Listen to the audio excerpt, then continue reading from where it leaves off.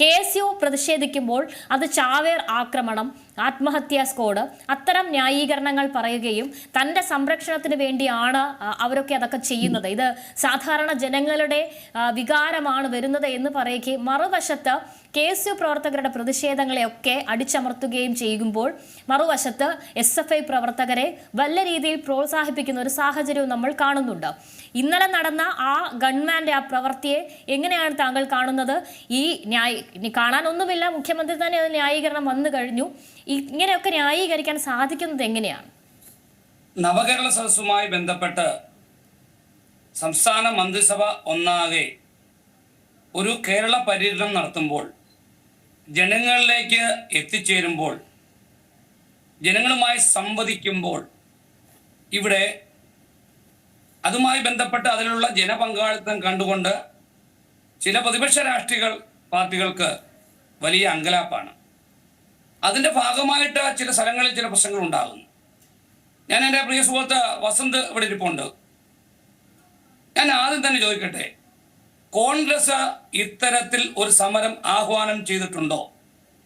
Youth കോൺഗ്രസോ KSUവോ അവരുടെ സംസ്ഥാന സമിതി ഇത്തരത്തിൽ ഒരു സമരം ആഹ്വാനം ചെയ്തിട്ടുണ്ടോ? ഒരു മറുപടി കിട്ടിയാൽ തുടരാം. വസന്തിനോടാണ്.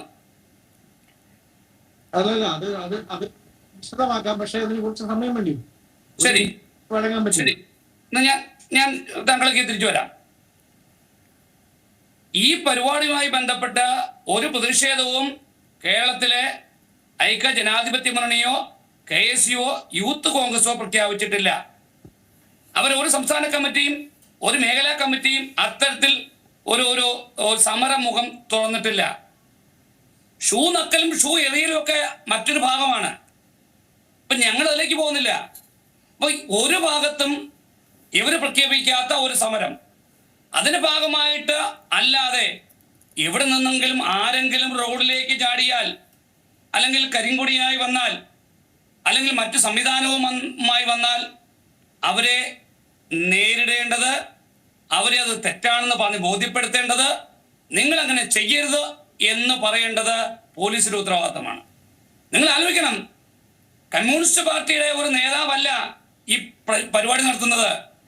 കേരളത്തിന്റെ ആദരണീയനായ മുഖ്യമന്ത്രിയും മറ്റു മന്ത്രിമാരുമാണ്. അപ്പൊ അവർക്ക് പ്രൊട്ടക്ഷൻ കൊടുക്കുക എന്നുള്ളതാണ് ഈ പറയുന്ന പോലീസിന്റെ ഡ്യൂട്ടി, സ്റ്റേറ്റിന്റെ ഡ്യൂട്ടി. സ്റ്റേറ്റാണ്, ഗവർണർ പറഞ്ഞ പോലെ സ്റ്റേറ്റാണ് വണ്ടിയിൽ യാത്ര ചെയ്യുന്നത്. സ്റ്റേറ്റിന്റെ ഭരണ സംവിധാനമാണ്. ജനാധിപത്യ സംവിധാനത്തിൽ തെരഞ്ഞെടുക്കപ്പെട്ട ഒരു ഗവൺമെന്റ് ആണ് ആ വാഹനത്തിൽ യാത്ര ചെയ്യുന്നത്. അതിന് BJP ഗവൺമെന്റ് ആകട്ടെ, കോൺഗ്രസിന്റെ ഗവൺമെന്റ് ആകട്ടെ, ഏത് ഗവൺമെന്റ് ആയാലും ഒരു സ്റ്റേറ്റ് യാത്ര ചെയ്യുമ്പോൾ ആ സ്റ്റേറ്റിനെ പ്രൊട്ടക്ട് ചെയ്യുക എന്നുള്ളത് ഇവിടുത്തെ ആഭ്യന്തര വകുപ്പിന്റെ ഉത്തരവാദിത്തമാണ്.